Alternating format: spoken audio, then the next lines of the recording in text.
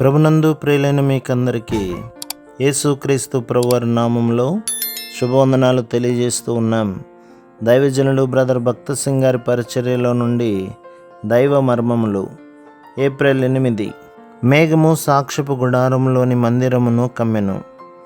సంఖ్యాకాండం 9వ అధ్యాయం 15వ వచనం. సంఖ్యాకాండం 9వ అధ్యాయం 15, 23 చూచెదము. మేఘము మందిరమును కమ్మెను. దేవుడు తన పరిపూర్ణ మహిమతో వారి మధ్య నుండి ననుటకు ఇది 2వ నిదర్శనము. గుడారముపై నిలిచిన మేఘము పైననే వారి దృష్టి ఎల్లప్పుడూ నిలిచి ఉండెను.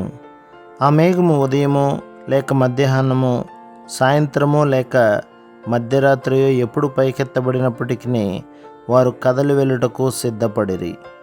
ఒకరోజు లేక వారము లేక నెల లేక సంవత్సరము ఎన్నాళ్ళు ఆ మేఘం నిలిచి ఉండునో అంతకాలం వారు కూడా అట్లే ఉండవలెను. మేఘము ఎక్కడికి వెళ్ళినను వారు దాని వెంట వెళ్ళవలసినదే. ఈ 2 సూచనల వలన దేవుని మహిమ ఆయన ప్రజల మధ్య నివసించునని చెప్పగలము.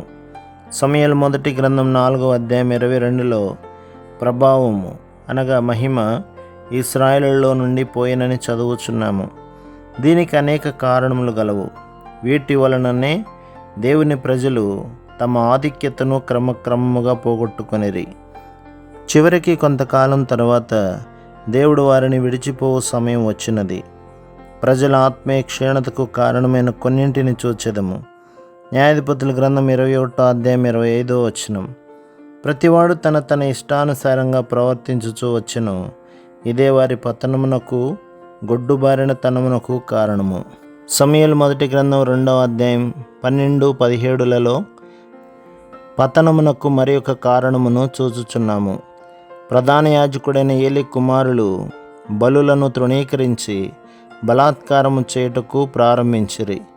13వ వచనంలో వారి యొద్ద 3 ముండ్లు గల కొంకి ఉండిననియు దానితో దేవునికి చెందిన మాంసమును తీసుకొనుచుండిరనియు చూచుచున్నాము. ఈ దినములలో 3 ముండ్లు గల కొంకి ద్వారా అదే సంభవించుచున్నది. 1 ధనాశ, 2 అధికారముపై ఆశ, 3 పేరు పొందవలనను ఆశ. ఈ మూడింటి వలన దేవునికి చెందవలసిన ఘనత మానవునికి చెందుచున్నది. ఈ దినములలో అనేకులు ఈ 3 ముండ్లు గల కొంకి వాడుచున్నారు. అనేకులు దేవుని సేవించుచున్నారు. అయితే వారి అంతరంగంలో ధనాశయో లేక అధికారముపై ఆశయో లేక పేరు సంపాదించుకొనవలనను ఆశయో కలిగి ఉన్నారు. పై వాటిలో దేనినైనను సంపాదించుకొనుటకు ఎంత సమర్పణనైనను చేయుటకు వెనుదీయరు.